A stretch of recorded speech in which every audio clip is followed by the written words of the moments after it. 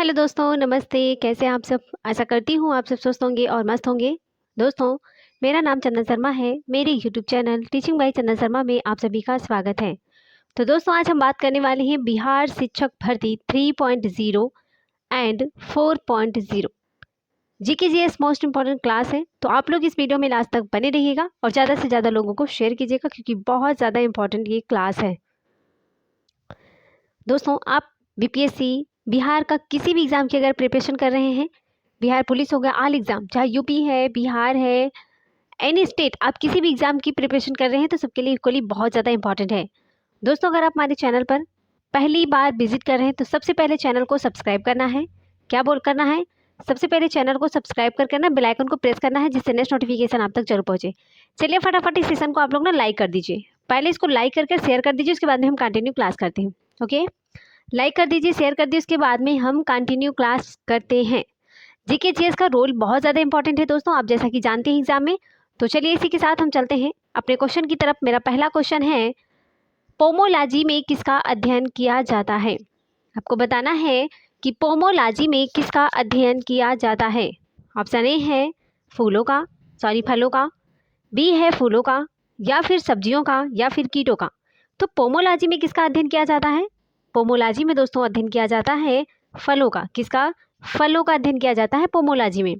चलिए आप लोग कमेंट बॉक्स में बताइए कि फूलों का अध्ययन किस में किया जाता है। बताइए, फूलों का अध्ययन किया जाता है। आप लोग इसको कमेंट बॉक्स में रिप्लाई दीजिए, ठीक है। फलों का तो हमने बता दिया, फूलों को आपको बताना है। चलिए आगे देखते हैं। नेक्स्ट क्वेश्चन है, इको मार्क प्रतीक निम्नलिखित में से किससे संबंधित है?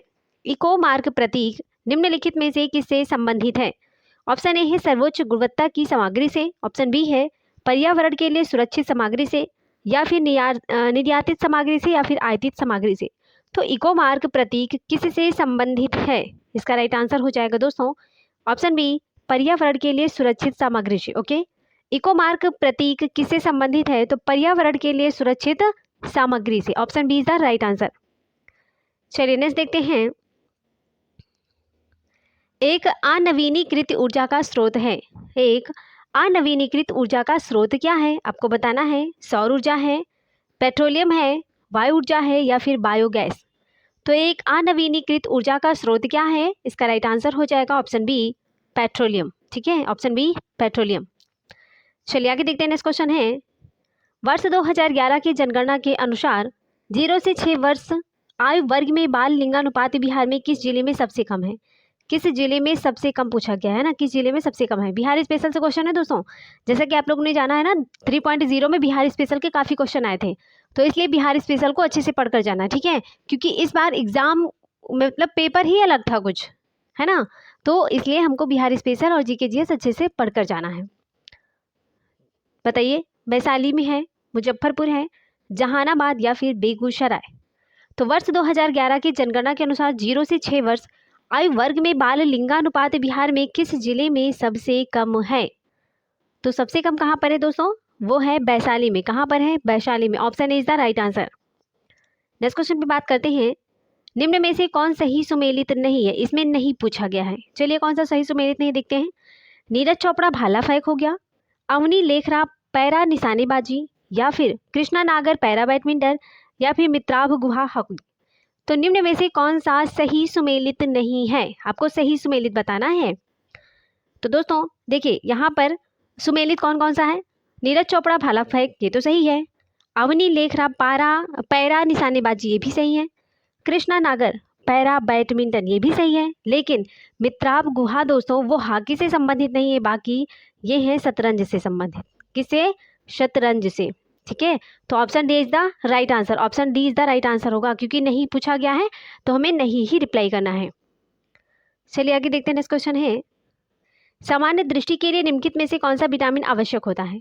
सामान्य दृष्टि के लिए कौन सा विटामिन है जो आवश्यक होता है? ऑप्शन ए है राइबोफ्लेविन है, कैल्सीफेरॉल है, या फिर रेटिनॉल है, या फिर बायोटिन है। तो इसका राइट आंसर क्या हो जाएगा दोस्तों? सामान्य दृष्टि के लिए निम्नलिखित में से कौन सा विटामिन है जो कि आवश्यक होता है? तो इसका राइट आंसर हो जाएगा ऑप्शन सी, रेटिनॉल, है ना, सामान्य दृष्टि के लिए रेटिनॉल। चलिए आगे देखते हैं। नेक्स्ट क्वेश्चन है, सुगम भारत अभियान संबंधित है। सुगम भारत अभियान संबंधित है। ऑप्शन ए है बाल स्वास्थ्य से, बी है दिव्यांग व्यक्तियों से, या फिर महिला सशक्तिकरण से, या फिर वंचित लोगों से। सुगम भारत अभियान संबंधित है, किससे संबंधित है सुगम भारत अभियान? सुगम भारत अभियान किससे संबंधित है? इसका राइट आंसर क्या हो जाएगा? इसका राइट आंसर है दोस्तों ऑप्शन बी हो जाएगा, दिव्यांग व्यक्तियों से, है ना, दिव्यांग व्यक्तियों से। चलिए नेक्स्ट देखते हैं, यूनेस्को की स्थापना कब की गई थी? आपको बताना है, ये इंपॉर्टेंट क्वेश्चन है ना, ये करंट अफेयर में भी क्वेश्चन पूछा जा सकता है और जीके जी स्टैटिस्टिक्स जीके जीएस में। तो यूनेस्को की स्थापना कब की गई थी? नवंबर 1945 में, अप्रैल 1946, अक्टूबर 1945 या फिर अक्टूबर 1946? यूनेस्को की स्थापना कब की गई थी? तो दोस्तों इसका राइट आंसर हो जाएगा ऑप्शन ए, नवंबर 1945। नवंबर 1945 को यूनेस्को की स्थापना की गई थी। ठीक है, चलिए नेक्स्ट देखते हैं, चलिए आगे देखते हैं दोस्तों। नेक्स्ट क्वेश्चन है विष्णुपद मंदिर बिहार के किस जिले में स्थित है? विष्णुपद मंदिर बिहार के किस जिले में स्थित है? ऑप्शन ए है पटना, बी है नालंदा, सी है गया, डी है वैशाली।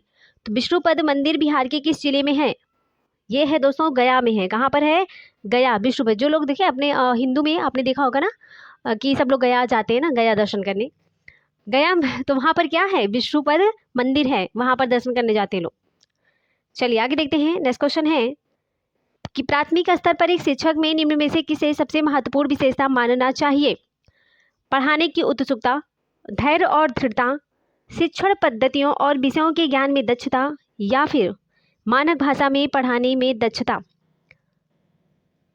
इसका राइट आंसर क्या हो जाएगा? प्राथमिक स्तर पर एक शिक्षक में निम्न में से किसे सबसे महत्वपूर्ण विशेषता मानना चाहिए? तो दोस्तों सबसे इम्पोर्टेंट क्या मानना चाहिए? ये चारों ऑप्शन के हिसाब से तो हमें option B is the right answer लगेगा, क्योंकि धैर्य और दृढ़ता। क्या? धैर्य और दृढ़ता। ठीक है, चलिए आगे देखते हैं। नेक्स्ट क्वेश्चन है किस केंद्रीय मंत्रालय के द्वारा स्वर धरोहर उत्सव का आयोजन किया गया है? कौन से उत्सव का? स्वर धरोहर उत्सव का आयोजन किया होता है। ऑप्शन ए है पर्यटन मंत्रालय, या फिर सहकारिता मंत्रालय, या फिर संस्कृति मंत्रालय, या फिर विदेश मंत्रालय। तो किस केंद्रीय मंत्रालय के द्वारा स्वर धरोहर उत्सव का आयोजन होता है? इसका राइट आंसर क्या हो जाएगा दोस्तों? इसका राइट आंसर है ऑप्शन सी है संस्कृति मंत्रालय। ठीक है, संस्कृति मंत्रालय के द्वारा। चलिए आगे देखते हैं। नेक्स्ट क्वेश्चन है सुपर कंप्यूटर परम शक्ति को कहाँ स्थापित किया गया है? सुपर कंप्यूटर परम शक्ति को कहाँ पर स्थापित किया गया है? आईआईटी खड़गपुर, आईआईटी गुवाहाटी, या फिर आईआईटी गांधीनगर, या फिर आईआईटी रुड़की। तो सुपर कंप्यूटर परम शक्ति को कहाँ स्थापित किया गया है? इसका राइट आंसर हो जाएगा दोस्तों ऑप्शन ए हो जाएगा आईआईटी खड़गपुर। क्या होगा? आईआईटी खड़गपुर।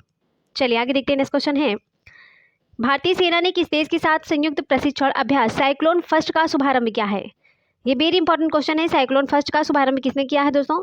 मिस्र ने किया है, फ्रांस, या फिर बांग्लादेश, या फिर मालदीव। तो भारतीय सेना ने किस देश के साथ संयुक्त प्रशिक्षण अभ्यास साइक्लोन फर्स्ट का शुभारंभ किया है? इसका राइट आंसर हो जाएगा दोस्तों ऑप्शन ए हो जाएगा मिस्र, है ना, मिस्र। भारत के साथ मिस्र ने। चलिए आगे देखते हैं। नेक्स्ट क्वेश्चन है पर्यटन को प्रोत्साहन देने के लिए अंतर्राष्ट्रीय पर्यटन प्रदर्शनी फितूर किस देश में आयोजित किया गया है? ऑप्शन ए है फ्रांस में, या फिर ऑस्ट्रेलिया, या फिर स्पेन, या फिर जर्मनी। तो दोस्तों इसका राइट आंसर हो जाएगा ऑप्शन सी हो जाएगा स्पेन। ठीक है, स्पेन। चलिए आगे देखते हैं। नेक्स्ट क्वेश्चन है इंडिया जस्टिस रिपोर्ट 2022 के संदर्भ में कौन सा कथन है जो कि असत्य है? इसमें असत्य पूछा गया। ठीक है, चलिए देखते हैं। ऑप्शन ए है कि बड़े राज्यों में प्रथम स्थान कर्नाटक का है, या फिर इसमें बिहार का स्थान अंतिम है, इसमें पश्चिम बंगाल का स्थान अंतिम से दूसरा है, या फिर छोटे राज्यों में सिक्किम श्रेष्ठ स्थान पर है। तो इंडिया जस्टिस रिपोर्ट 2022 के संदर्भ में कौन सा कथन असत्य है? तो दोस्तों इसका जो कथन असत्य है वो है ऑप्शन बी, क्योंकि बिहार का स्थान अंतिम नहीं है दोस्तों, बिहार का स्थान है थर्ड रैंक पर। बिहार का जो स्थान है वो थर्ड रैंक पर है। ठीक है, थर्ड रैंक पर है बिहार। चलिए आगे देखते हैं। नेक्स्ट क्वेश्चन है फोर्ब्स 2022 के द्वारा जारी विश्व की 100 सर्वाधिक शक्तिशाली महिलाओं में भारत की वित्त मंत्री श्रीमती निर्मला सीतारमण को कौन सा स्थान प्राप्त हुआ है? ऑप्शन ए है 33वां, बी है 36वां, सी है 37वां, डी है 39वां। तो दोस्तों इसका राइट आंसर हो जाएगा ऑप्शन बी हो जाएगा 36वां। नेक्स्ट क्वेश्चन है फीफा विश्व कप 2022 के संदर्भ में कौन सा कथन है जो कि असत्य है? यहाँ पर असत्य पूछा गया है। ऑप्शन ए है गोल्डन बूट पुरस्कार किलियन एम्बापे को दिया गया, या फिर गोल्डन बॉल पुरस्कार लियोनेल मेसी को दिया गया। अर्जेंटीना ने यह दूसरी बार खिताब जीता है, या फिर FIFA young player award एनजो Fernandez को दिया गया है। इसका राइट आंसर क्या हो जाएगा? इसका राइट आंसर है दोस्तों ऑप्शन सी हो जाएगा। अर्जेंटीना यहाँ दूसरी बार खिताब को जीता है। ठीक है, चलिए आगे देखते हैं। नेक्स्ट क्वेश्चन है, कौन सा राज्य स्वयं का जलवायु परिवर्तन मिशन शुरू करने वाला पहला राज्य है? कौन सा राज्य है जो स्वयं का जलवायु परिवर्तन मिशन शुरू करने वाला पहला राज्य है? वेरी वेरी इंपॉर्टेंट क्वेश्चन है दोस्तों ये। ऑप्शन ए है उत्तराखंड है, तमिलनाडु है, केरल है, या फिर बिहार है। तो इसका राइट आंसर हो जाएगा दोस्तों ऑप्शन बी हो जाएगा तमिलनाडु। ठीक है, तमिलनाडु राज्य जो है वो स्वयं का जलवायु परिवर्तन मिशन शुरू करने वाला पहला राज्य है। वेरी इंपॉर्टेंट है। चलिए नेक्स्ट देखते हैं, किस विभाग के पौधों को पादप वर्ग का उभयचर कहा जाता है? किस विभाग के पौधों को पादप वर्ग का उभयचर कहा जाता है? ऑप्शन ए है ब्रायोफाइटा, टेरिडोफाइटा, जिम्नोस्पर्म है, या फिर एंजियोस्पर्म है। तो दोस्तों पादप वर्ग का उभयचर कहा जाता है ब्रायोफाइटा को। Option A is the right answer. ठीक है, option A is the right answer. Important है, ये जीव विज्ञान का फेवरेट क्वेश्चन है। चलिए आगे देखते हैं। नेक्स्ट क्वेश्चन है, सभी जीवों की रचनात्मक एवं क्रियात्मक इकाई है? ऑप्शन ए है नेफ्रॉन है, न्यूरॉन है, कोशिका है, या फिर उपर्युक्त सभी है। तो इसका राइट आंसर हो जाएगा दोस्तों ऑप्शन सी कोशिका। ठीक है, option C is the right answer, क्योंकि सभी जीवों की रचनात्मक एवं क्रियात्मक इकाई जो होती है वो कोशिका होती है। ठीक है, उम्मीद करती हूँ आपको अच्छे से समझ में आ गया होगा। चलिए आगे देखते हैं। तो दोस्तों यहाँ पर हमने 20 क्वेश्चन को डिस्कस किया है। कितने क्वेश्चन को? 20 क्वेश्चन को हमने यहाँ पर आज डिस्कस किया है। Thanks for watching. दिल से बने रहने के लिए आपने अपना प्यार और सहयोग बनाए रखा। और दोस्तों अगर आप हमारे चैनल पर पहली बार विजिट कर रहे हैं तो सबसे पहले चैनल को सब्सक्राइब करना है और बेल आइकन को प्रेस करना है, ठीक है, जिससे नेक्स्ट नोटिफिकेशन आप तक जरूर पहुँचे। ये सेशन आपको कैसा लगा आप इसको प्लीज़ लाइक कर दीजिएगा और कमेंट बॉक्स में एक प्यारा सा कमेंट जरूर डाल दीजिएगा कि आपको हमारी क्लास कैसी लगी। ठीक है, और इस सेशन को ज़्यादा से ज़्यादा लोगों को शेयर भी कर दीजिए, जिससे दूसरों को भी बेनिफिट मिल सके, क्योंकि बहुत इंपॉर्टेंट क्लास है। सो प्लीज़ आप लोग इसको लाइक शेयर सब्सक्राइब करना बिल्कुल मत भूलिएगा। आप लोग जैसा कि जानते हैं कि 7:30 PM पर डेली क्लास चलती है, 7:30 PM पर डेली क्लास चलती है। तो इसलिए आप लोग हर काम को फटाफट करके इस क्लास को लेना बिल्कुल भी मत भूलिएगा। ठीक है, अगर आप कोई काम भी कर रहे हो तब भी इस क्लास को आप चला कर सुन सकते हो, इंपॉर्टेंट क्लास है। ठीक है, चलिए आगे देखते हैं। तो चलिए दोस्तों इसी के साथ हम मिलेंगे नेक्स्ट वीडियो में। तब तक के लिए bye bye, take care, see you.